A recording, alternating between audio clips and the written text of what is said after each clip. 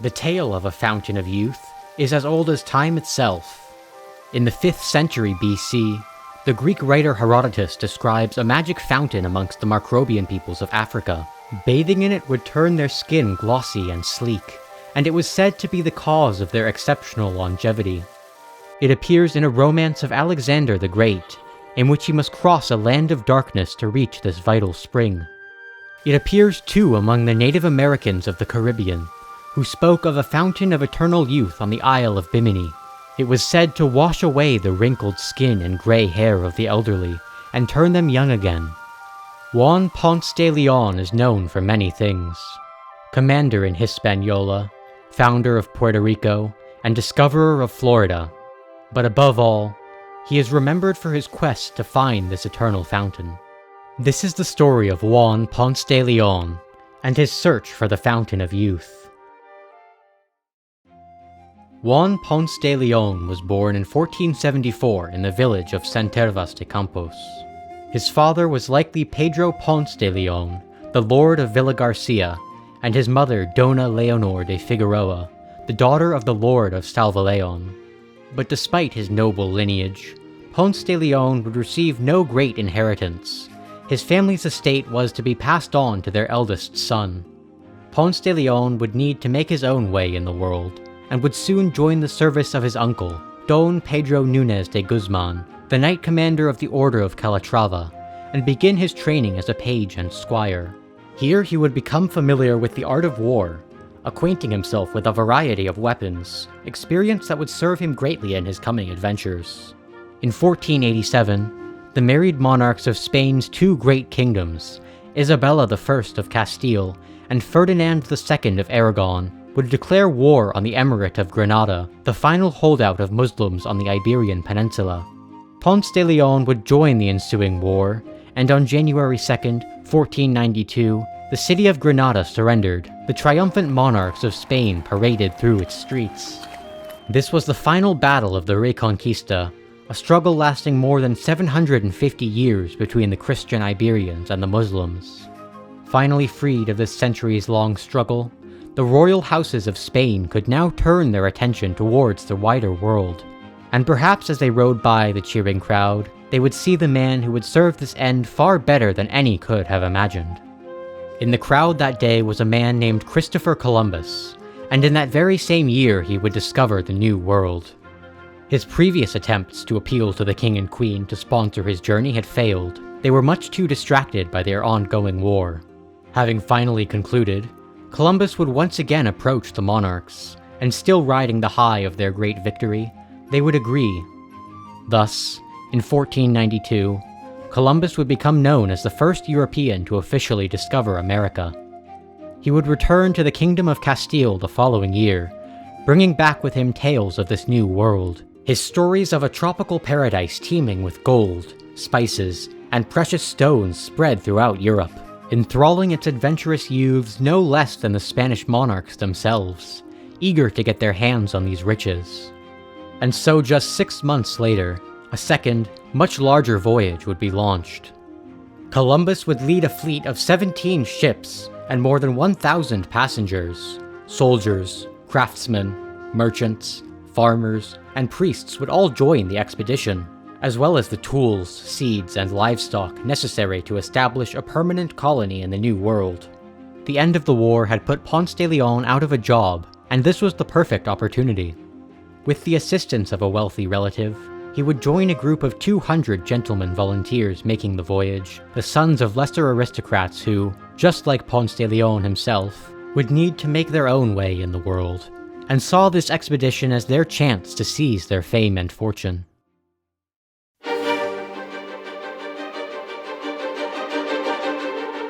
Columbus, commander of the royal fleet, and called admiral by the Spaniards, set out to explore the shores of the Orient, accompanied by a select body of soldiers. On September 25, 1493, with a fair wind, he sailed from the celebrated port of Cadiz, a noble city of Andalusia, outside the Strait of Gibraltar, where the Atlantic Ocean bursts violently into the Mediterranean Sea. In this port, a squadron of larger and smaller ships equipped for speed was assembled. Already the religious rites usual on such occasions were performed by the sailors. The last embraces were given by those setting out on the voyage. The ships were hung with banners. Streamers were flying from the rigging. The royal standard flew at the stern of every ship. The pipers and harpists held the sea nymphs and sirens in mute astonishment with their melodic strains. The shores echoed the blare of trumpets and the blasting of horns, and even the sea bottom echoed the cannon's roar.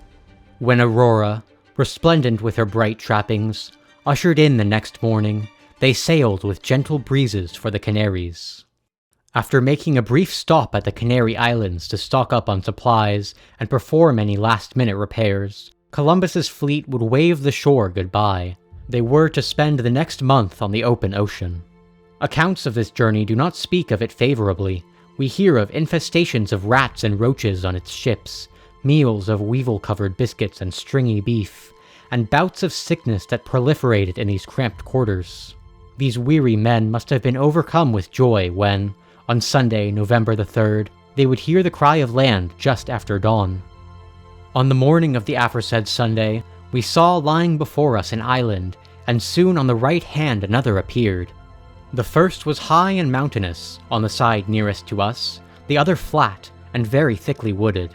As soon as it became lighter, other islands began to appear on both sides, so that on that day, there were 6 islands to be seen lying in different directions, and most of them of considerable size. We directed our course towards that which we had first seen, and reaching the coast, we proceeded more than a league in search of a port where we might anchor, but without finding one.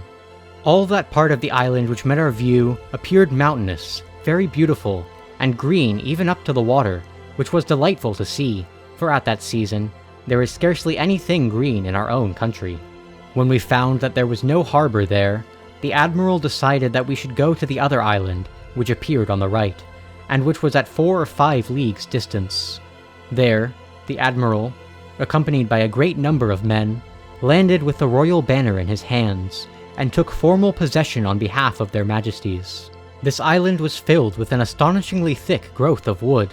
The variety of unknown trees, some bearing fruit and some flowers, was surprising, and indeed every spot was covered with verdure. There were wild fruits of various kinds, some of which our men, not very prudently, tasted, and upon only touching them with their tongues, their countenances became inflamed, and such great heat and pain followed that they seemed to be mad, and were obliged to resort to refrigerants to cure themselves. They passed by many small islands on their journey northwest, and would soon come across the one said to be the most beautiful of all, called by its natives Bourne. Columbus would give it a new name, San Juan Bautista, after St. John the Baptist. This was Ponce de Leon's first look at the island, but it was certainly not to be his last. Upon landing, the colonists discovered that this island's beauty and fertility were not known to them alone. The native peoples of this island would inform them of a fearsome tribe known as the Caribs, who longed to take the island for themselves. This brutal race was said to frequently launch raids on the island and capture its inhabitants. They were said to eat the bodies of those they had slain. The Spanish party would soon depart, heading to nearby Hispanola, a much larger island that Columbus had discovered on his prior voyage. During this time, he had established a settlement on the island, and left about 40 of his men behind to tend to it. He would return to the site of this camp, but rather than the bustling fort that he may have expected, what appeared instead was a pile of ashes, strewn with the bodies of his men. The shocked Spaniards were soon approached by the local cacique, or chief, Guacanagari, who Columbus had become acquainted with on his previous voyage, and to whom he had entrusted the care of his men. The cacique was said to have recalled with tears in his eyes how Caunabo, a rival chief, had sacked the fortress and burned it to the ground after having been provoked by the settlers. The forces of Guacanagari attempted to come to the fort's assistance, but they were driven back. After the total failure of this initial settlement, Columbus chose to relocate his colony. He would initially move 30 miles east, calling this new settlement La Isabela in honor of the Queen. Soon the colony was relocated yet again, this time to the south of the island. This was the establishment of Nueva Isabela, soon to become Santo Domingo. At this point, Ponce de León disappears from the historical record. He would reappear only 8 years later back in Spain. It is likely that he, along with so many others, had fallen ill due to the region's hot, humid conditions and swarms of mosquitoes, and so was forced to return home to recover. In these 8 years, Columbus had gained a reputation in the colony as an incompetent administrator. Despite the initial promise of the royal family that Columbus was to be governor-general of all his newly discovered territory, they now sought to have him replaced, and would appoint Don Fray Nicolas de Ovando to take his place. In the spring of 1502, this new governor would arrive in the New World, and Ponce de León would accompany him. They docked at the port of Santo Domingo, now official headquarters for the exploration of the New World, that would serve as the hub for all the future conquistadors. Ovando would soon receive news that the natives of Higüey, the island's last unconquered province, had ambushed and slain 8 Castilians after one of their own had been mauled by a Spanish dog. Ovando would immediately send an army to put down their rebellion, and Ponce de León would join in the subjugation. Just 2 years later, the province would revolt yet again, this time over their obligation to deliver food to Santo Domingo, and Ponce de León found himself appointed as the leader of the forces of the city, and would immediately set off to conquer the province once and for all. Ponce de León's excellent performance in this campaign saw him appointed as the province's adelantado, or frontier governor, and as the deputy of a future town in the region. He would choose to name it Salva León, in honor of his grandmother's estate. He was also granted an encomienda, a large tract of land, and a repartimiento, a group of natives that would work for him. In theory, this was a mutually beneficial system that had been used for centuries in Spain. The workers would receive housing, food, and wages in return for their service. In practice, however, they were treated little better than slaves.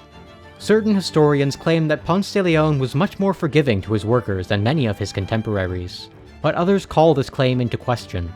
Regardless, his new encomienda would thrive under his ownership, producing sweet potatoes, vegetables, and cassava that would supply the ships heading back to Europe.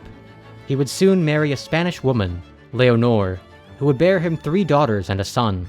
He would have a house made of stone built for his new family, which still survives to this day.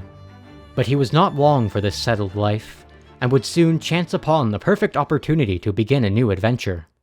The local Taino natives would frequently make the journey to Bourne, the island just across the way, and present to Ponce de León the large nuggets of gold they had obtained there, proving its abundance.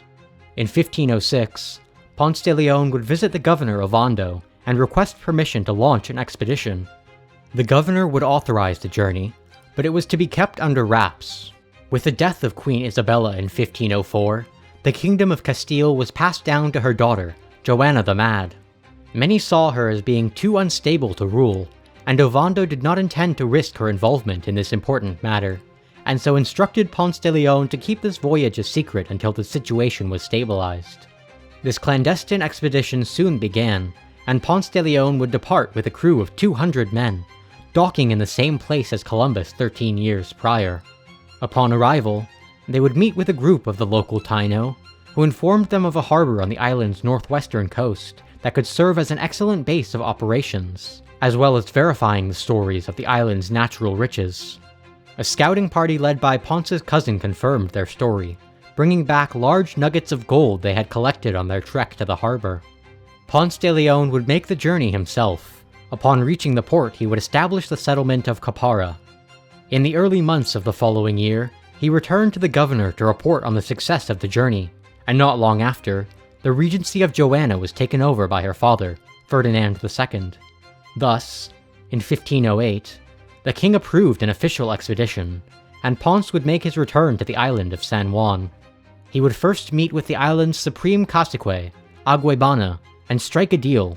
He would protect the island's people from the Carib raiders in return for their assistance to the colony in its construction, farming, and mining endeavors. Ponce returned to the site of Capara with these Taino workers in tow, and they would begin the clearing of land and construction of a walled fortress for his new city. In 1509, and with proof of the island's extensive gold deposits, King Ferdinand granted Ponce de León official permission to colonize the island, and would name him as its first governor. Under Ponce's leadership, the colony boomed. Ponce de León was held in high regard by the colonists for his honesty and fairness in ruling. Even the Taino seemed to have been included in this, The historian Inigo Abad y la Sierra claims that he, by his prudent conduct and humanity, won the confidence and love of the Indians. But success breeds jealousy, and Ponce de León would soon face a contender for his position. Diego Columbus, the eldest son of the now deceased Christopher Columbus, would remind the Spanish monarch of his promise to his father. Columbus was meant to receive the hereditary position of Governor-General over all his discoveries in the New World. As Columbus's rightful heir, San Juan Bautista, along with the rest of the colonies, should rightfully belong to Diego. His lawsuit regarding the matter was still unsettled, but he would nevertheless leverage his connections in the Spanish nobility to have himself declared Viceroy of the New World, and would order Ponce de León to step down, replacing him with Juan Cerón as governor, and Miguel Diaz de Ox as High Sheriff. The king stood firmly on Ponce de León's side, and in 1510 drafted a letter denouncing Diego's actions, and ordering these men to step down.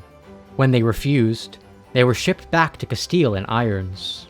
But this was not to be a return to normalcy for Ponce, as at the beginning of 1511, a band of Taino under Aguebana II, the son of the former cacique, would rebel, raiding isolated Spanish towns on the western part of the island. Ponce de León would raise an army to crush these rebels. He would soon do away with Aguebana II, forcing his men into hiding.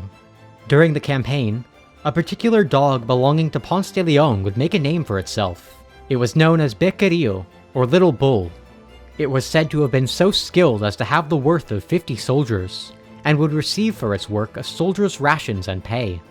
Its son, Leoncio, was gifted by Ponce de León to Vasco Núñez de Balboa, a fellow conquistador and personal friend. The celebration over this victory, however, was short-lived. News would soon reach the island that the outcome of Diego's lawsuit had been determined, and he had come out victorious. Diego's men were reinstated, and set about harassing the former governor, accusing him of embezzlement and even confiscating his ship, trapping him on the island.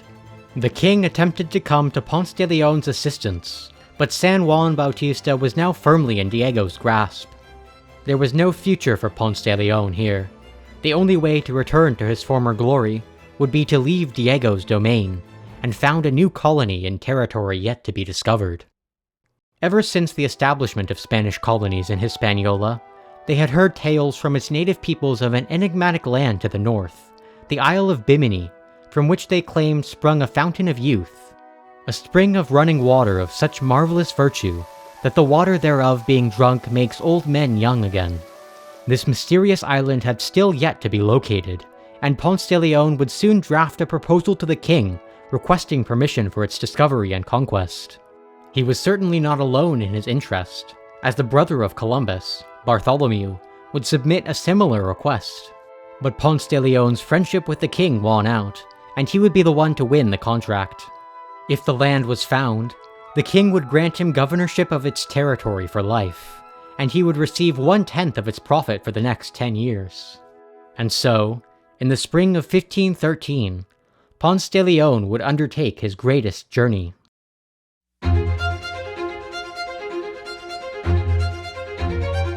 Ponce de León assembled a fleet of 3 ships, carrying roughly 65 passengers. He would bring Anton de Alaminos, said by many to be the greatest pilot of his age. On March 4th, the expedition would depart from San Juan, heading for the unexplored lands to the north. They would travel northwest for more than a month, passing many small islands on their journey. On Easter Sunday, they would spot a large landmass that they didn't recognize, and chart a course towards it.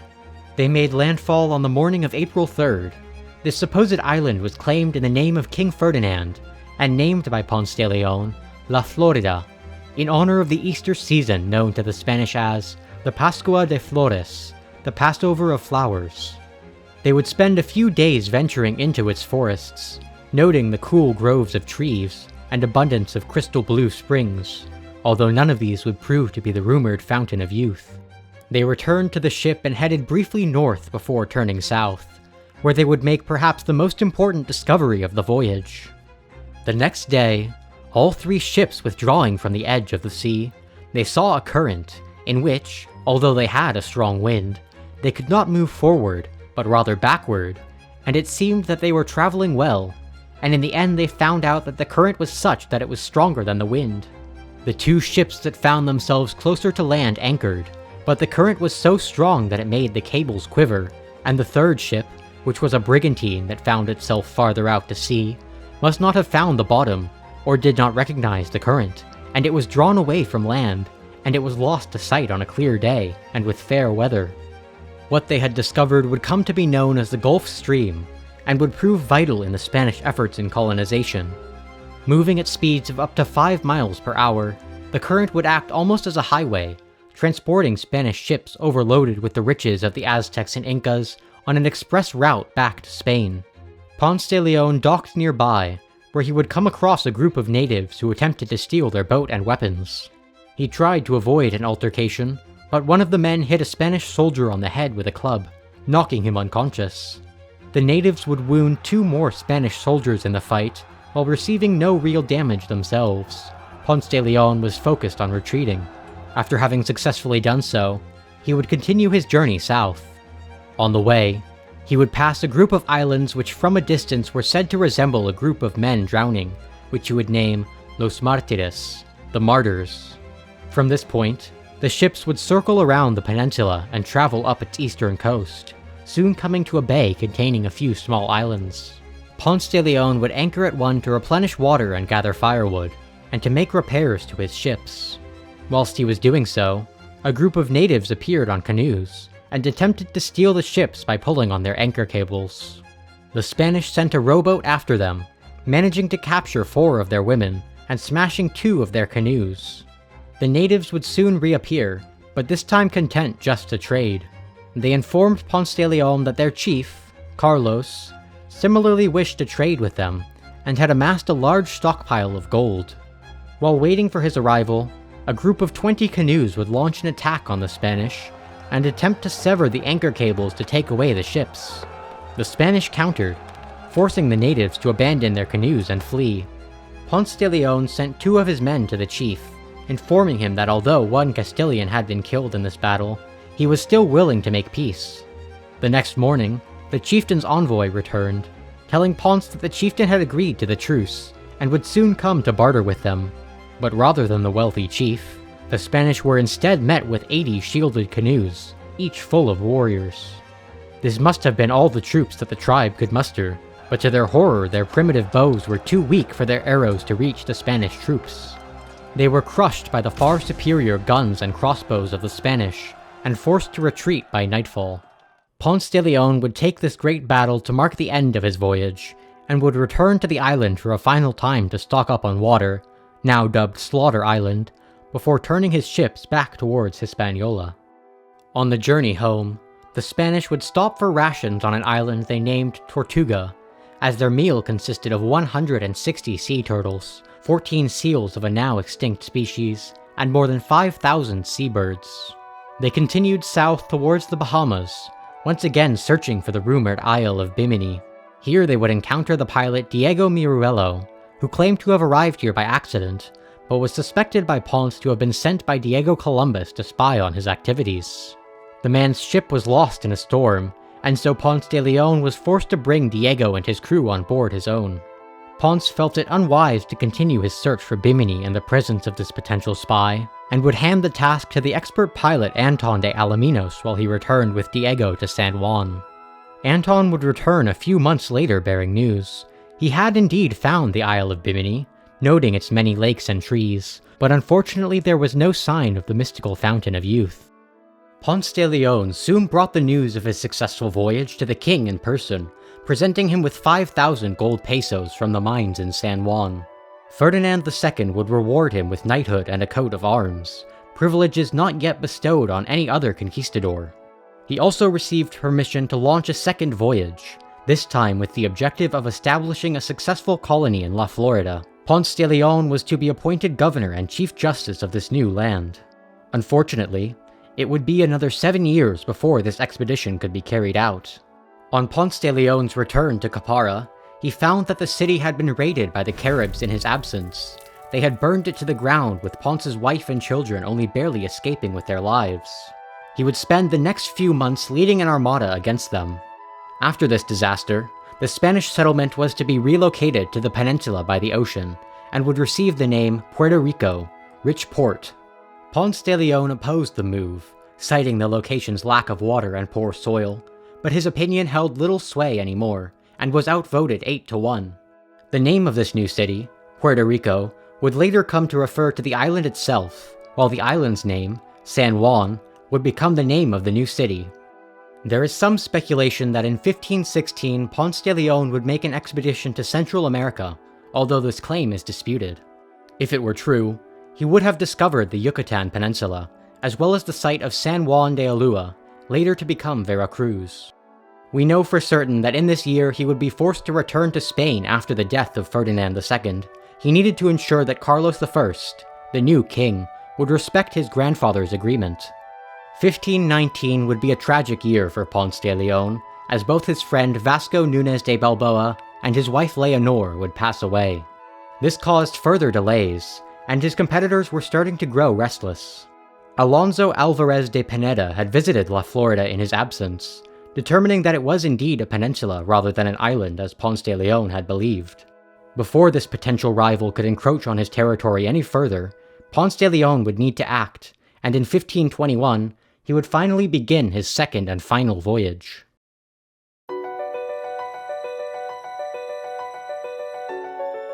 The expedition would depart from Puerto Rico on February 20th, 1521.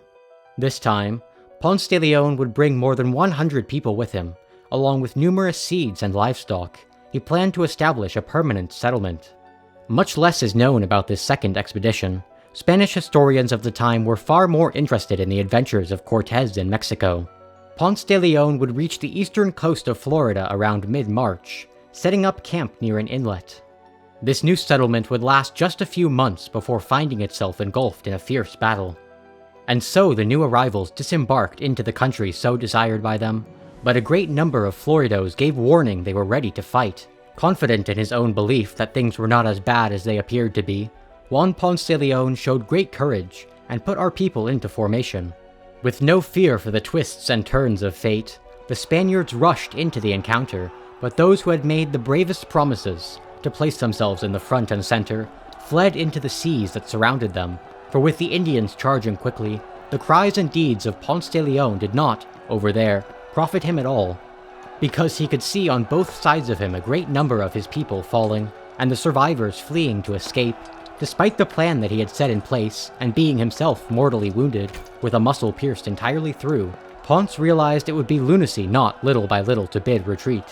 From the many exchanges in battle, his shield was covered over with arrows, and he looked for ways to make his escape, seeing how his men had left him naked. Then finally, as the resistance waned, he made a retreat with those who still could, surrendering the field of victory to the Indians who showed greater daring. Ponce de León would now set sail for the city of Havana on Isla Fernandina. Here he could tend to his wounds. Once recovered, he would return to Florida with a much larger force to rebuild his colony and have his revenge. However, this was not to be, as the arrow wound he received would develop a severe infection, possibly having been poisoned. And so, in the July of 1521, at the age of 47, Juan Ponce de León would pass away. All of the principal gentlemen from the islands surrounding Fernandina came for his funeral, which was solemn, with authority and dignified pomp. Following the proper ceremony, the time came to enter the sepulchre, and there inside of Ponce's lofty tomb, the people placed a couplet that read, Mole sub hac fortis requiescunt ossa leonis, qui vicit factis nomina magna suis. After the death of Ponce de León, further expeditions to Florida would be made. A Spanish colony was founded by Pedro Menendez de Alaves at the city of St. Augustine. In the 19th century, the territory would become a part of the United States. In 2020, it was home to more than 21 million people, and would be America's third most populous state. 40 years after his death, Ponce de León's body would be moved to the Church of St. Thomas Aquinas in Puerto Rico, the country he had established. In 1909, it was relocated to the Cathedral of San Juan, where his body still lies to this day.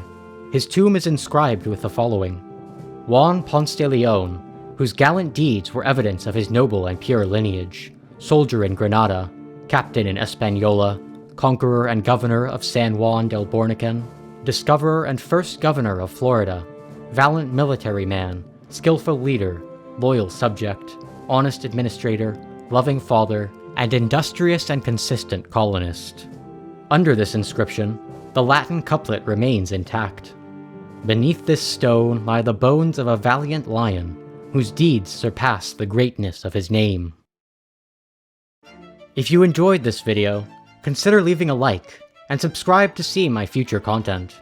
If you found it interesting, you may also enjoy my video on Adolf the Visigoth, who helped establish the Visigothic kingdom, the predecessor to Spain. As always, thanks for watching.